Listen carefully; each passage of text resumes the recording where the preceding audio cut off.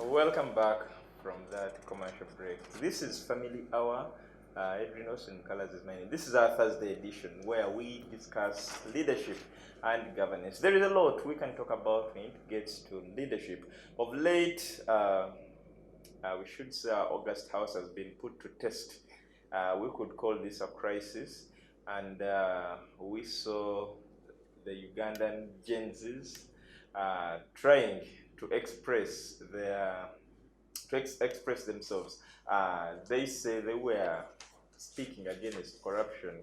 Uh, Doctor, if I may ask, is it intentional or it was just coincident that the parliament is next to the inspectorate of government?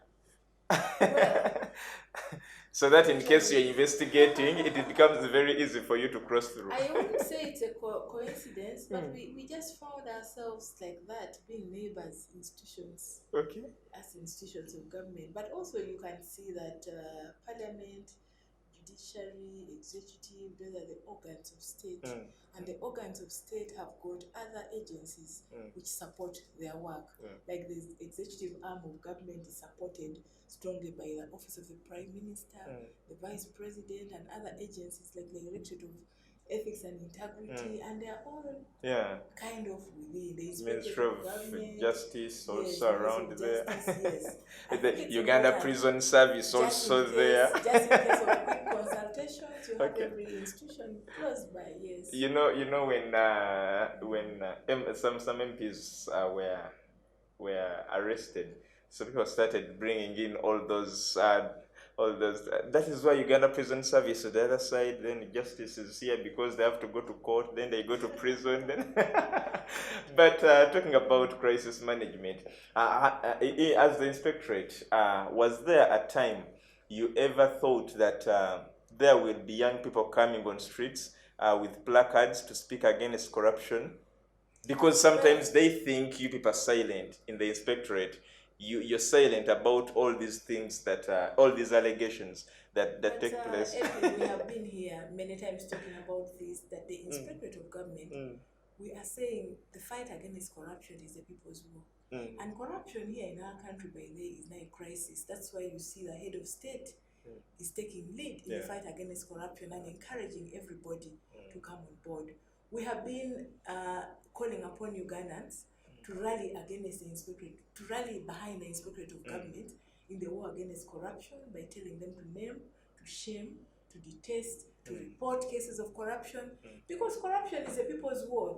It basically affects the people in terms of service delivery and those healthcare services, education, and roads, and so on. So for me, the young people had a point. The young people had a point, and they were talking about those issues we're normally dealing with. Although I thought the point would not have to be scattered on the streets, we needed to engage deeper through a dialogue where we're having constructive dialogue and discussing those issues the young people had on the placards, issue by issue, and coming up with solutions. Because for me, I believe more in round-table constructive engagements and coming up with workable solutions which are implementable. So the young people had a point, although the mistake was to go demonstrating. The packaging was wrong. Yes, the approach was wrong. The approach. They should have called for a national debate where the young people talk about the effects of corruption on them and call upon government to take action.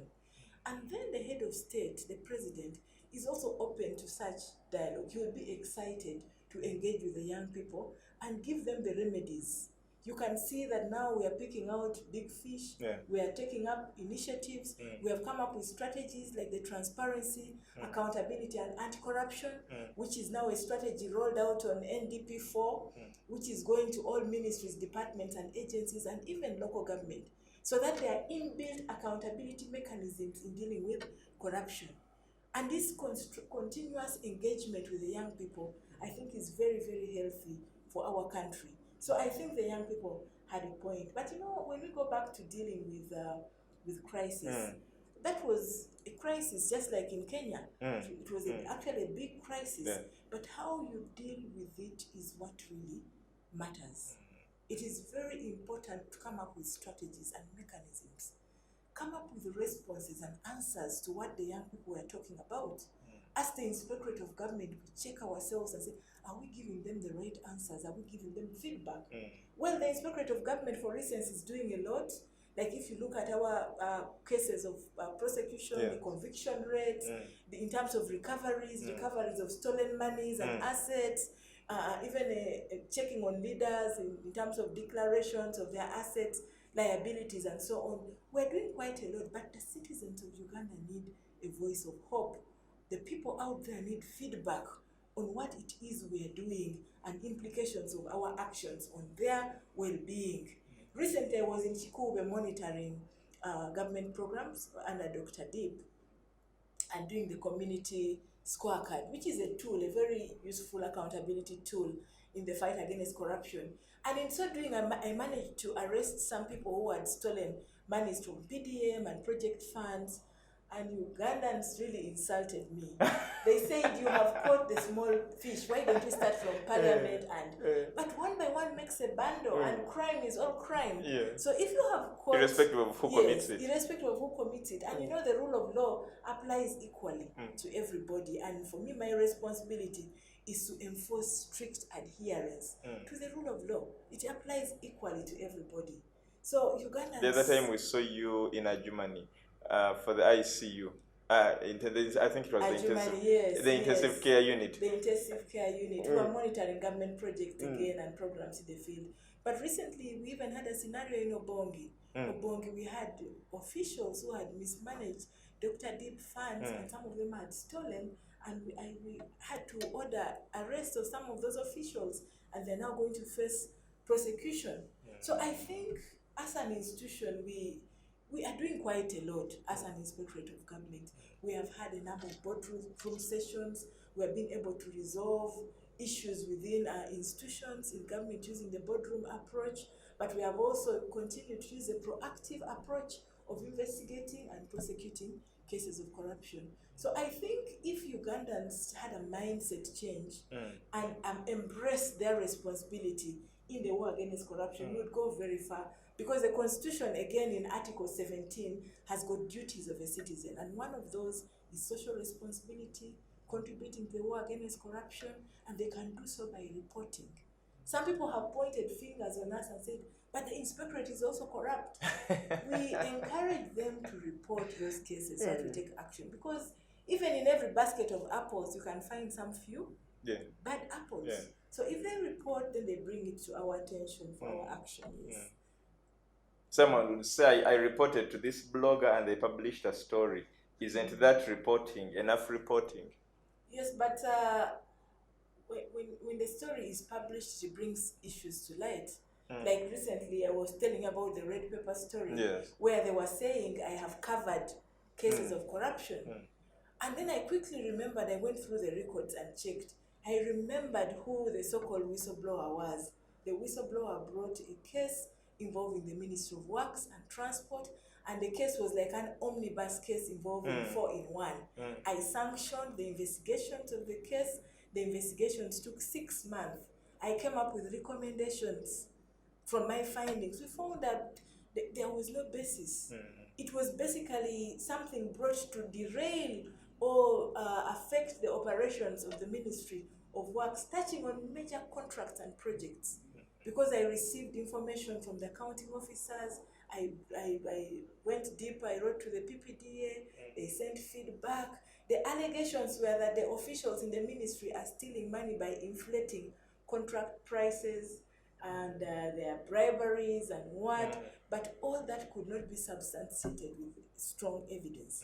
So I basically wrote recommendations and I closed, because I didn't find a basis. The same whistleblower went to several other agencies of government, to State House Anti-Corruption Unit, to Ministry of Justice, to CID, and now when you go to different institutions like that, you then cease to be a whistleblower. We then will treat you basically as an informer.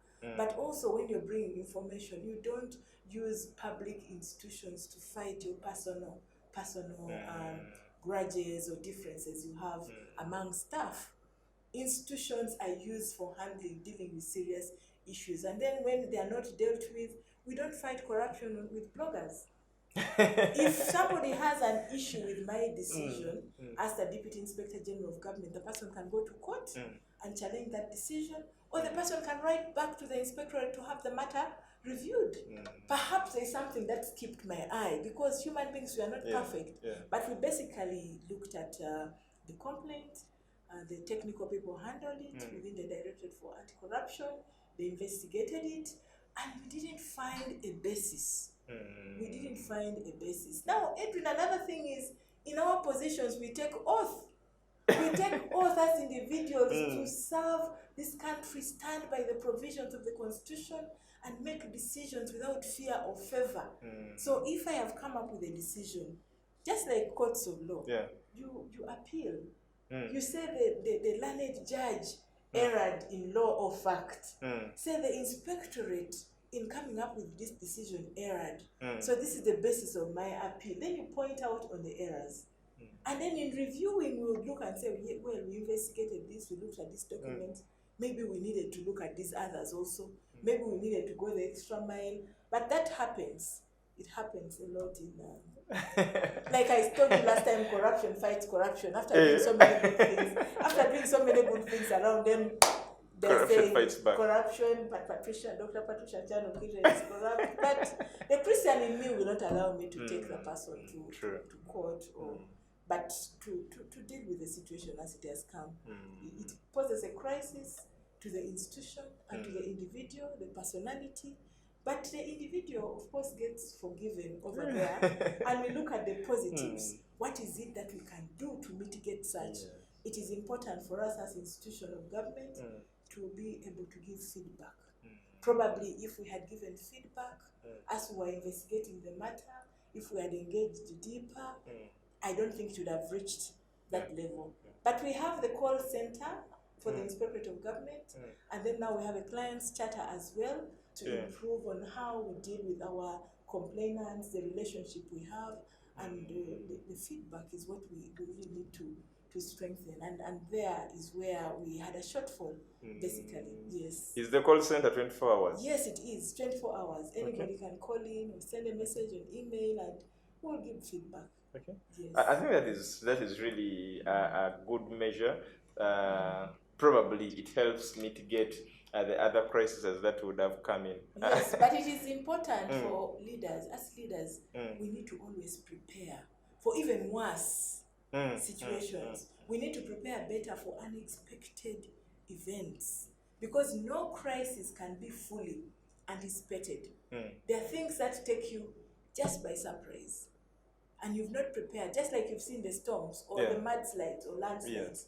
One morning it is raining, then you hear that mudslides have. We need to leverage strong processes and structural thinking, like the early warning mechanisms we are talking about. We'll be better prepared to anticipate potential problems and also develop the contingency plans, like I had said. Then we need to remain focused. We need to remain focused and calm, even in stressful situations, because a crisis demands solutions and a structured manner of dealing with it, and a business-focused response.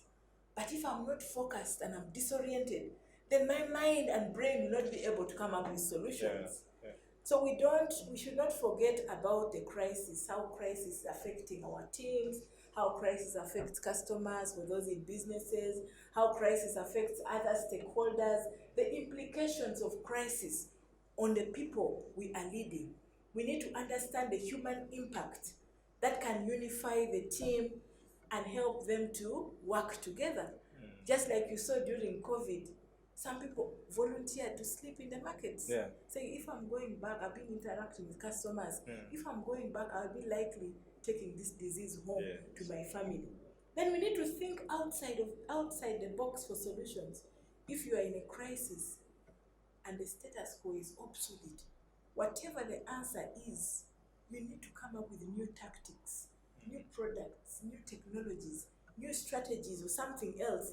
Your team needs to be optimistic and open to other perspectives as well. No longer business as usual. That is why for us in the war against corruption, we have taken it as a serious crisis, and we have come up with strategies That's why you heard us talking about the lifestyle audit. You've heard me talking about the tax strategy, which is now in NDP4. You've heard us talking about the boardroom sessions and deeper engagements with the community. You've heard us talking about taking the war to the people, because the people are actually the victims of corruption. So we need to always think about new strategies to deal with a situation of crisis. Yes. Doctor, are there any mistakes? Are there any mistakes that people, especially leaders, can avoid when it gets to crisis management? When it gets to crisis management, leaders must always avoid taking irrational decisions. That's why I talked about need for consultation. You get into consultations and get feedback from other people, from your managers and other teams, in order to deal with the crisis. Because if you make irrational decisions, then you're bound to burn your fingers. Or have communication strategy. It's important to have a clear communication strategy. Tell people what the crisis is, what solutions you're thinking about, how they can contribute to the solutions, and see how you can sail or navigate through successfully by involving or engaging with the people. Then think strategically, think on your feet. Think on your feet, strategically, think about what would work. Scope the problem. Think about the remedy, the solutions. How do you then sail through? Because during times of crisis, leaders need to help everyone know what is next. And this is a daunting challenge, as you need to make good decisions quickly without necessarily full certainty. So while you need to leverage your problem-solving strength, you also need to overcome the issues of the thinking preferences. You need to overcome those issues. To display leadership during a crisis requires always that we stay calm, we assess the facts, we cultivate a range of perspectives in dealing with the crisis, and act decisively. Act decisively. It's important to act, because if you just sit back, then the situation may get worse. Yes, like if we keep quiet about, for instance, the issues of global warming and the environment, the situation will get worse. We will not have enough oxygen to be breathing in and out in the city and in the country. The trees will get depleted. So we need to act, and that is why you see NEMA acting and saying people, move away from the wetlands. We need to improve on our environment. We need to improve on the ecosystem. We need to protect humanity and the environment in this country. So I think those are some examples of the quick decisions we need to take. Like in the case of the corruption crisis, we need the new innovations we have talked about. Everybody needs to be on alert, and now we have said the line is drawn. You're either for us in the war against corruption or against us. Yes, you're either for us or against us. Even you remember Moses when he was moving with the Israelites. There are certain things which had to be made very, very clear during that walk through the desert. And people had to know that, well, we are having a leader, and the leader is supposed to offer guidance. But of course, sometimes there are challenges where people are beginning to criticize the leader and say, no, you should have done this way. You should have left us in Egypt to eat our cabbages and cucumber, but the promised land. And we're looking at the promised land, a country without corruption, where everybody is free and enjoying goods and services, where the government can afford a laptop from every child from nursery to secondary school, where the government can afford health care, where we're moving in smooth roads and everybody is comfortable and goods and services are available, and that is the promised land we should be talking about. In order to get there, there are certain things which must get done. People must be arrested for their offenses. We must do a cleanup. We must examine ourselves in order to be fit to reach that promised land we're talking about. Okay. Yes. Doctor, lastly, how can organizations or institutions assess the effectiveness of their crisis management plans after a crisis has occurred? Or is there a possibility that in the course of the crisis, you realize some of the provisions in the plan are not applicable? Can you go back to the drawing board amidst the crisis and change the plan? Yes, it's important to always review, not to get comfortable that, we did this crisis management plan 5 years ago. You should always be able to review that plan. That is the example why I was saying even laws we review and amend to improve. Like now the Anti-Corruption Act, to improve on the war against corruption, requires amendment. So if you have a plan, a crisis management plan, at any stage when need arises, it can still be reviewed with a view of improving it, with a view of coming up with new innovations of dealing with a crisis, with a view of coming up with strategies. So it's important to have that in place in order to move on smoothly in dealing with crises. So can I still change it amidst the crisis, or I wait for this crisis to pass and then I review it? You can change it depending on what the crisis is. Okay. You can always change it. Okay. Yes, you can always change it. Like if you have your crisis management plan, it needs to be tested. Just like laws have to be tested.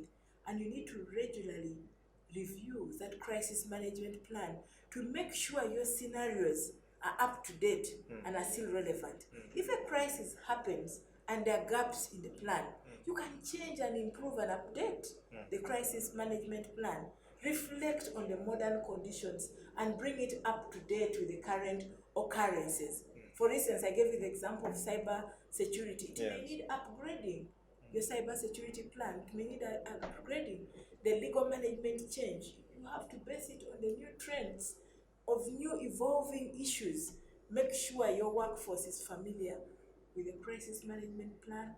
When you're reviewing the crisis management plan, do it in close consultation with the workforce, because they are the technical people who should have hands-on knowledge on the provisions of the plan. Yes. Doctor, what are your parting shots as we get to the end of this discussion? My parting shots to the viewers out there is that look at any crisis around you. Chisobuka, there is nothing impossible. You can just encourage yourself with confidence, like in Joshua 1:9, where they say, nobody will defeat you. Be as confident. Don't allow the crisis to take you. Be the best of yourself. We are now having a crisis of corruption in the country, but to deal with that crisis, it calls for your action, it calls for my action. Do not go into lamentation. Think about it and report the matters to the institutions that are in place to deal with it. And always let's keep reflecting. How can we be better leaders? How are we able to deal with crisis? Let's always think strategically and come up with workable solutions. There are some solutions that people come up with that cause people to go to war, that cause people to confront each other. But let's look at workable solutions, solutions that enforce unity of purpose and teamwork and togetherness in institutions and organizations. Otherwise, thank you very much. Have a restful evening ahead and may God bless you. Amen. Thank you so much, Dr. Patricia, and thank you so much, you, our viewer. It's been a pleasure. Wow, we've learned a lot, and very many questions have been answered. So we now know what exactly to do. But in all, I think that the take-home point is in crisis management, at least always have that crisis management plan. Let things not take you by surprise or by shock, and that is really very, very important. So wow, it was such an interesting evening. We've come to the end of this show. Edwin Austin Mkalas is my name. I've worked with Brinko, worked with Muhumuza, I've worked with Andrew, and very many other people out there who make sure that you have this show with all it carries. Now, next on your TV is Soul Moment. But remember, tomorrow is a Friday. Claire Bwenge will be here with the parenting edition. From the entire team, for now, it's a good night. We meet again on Monday.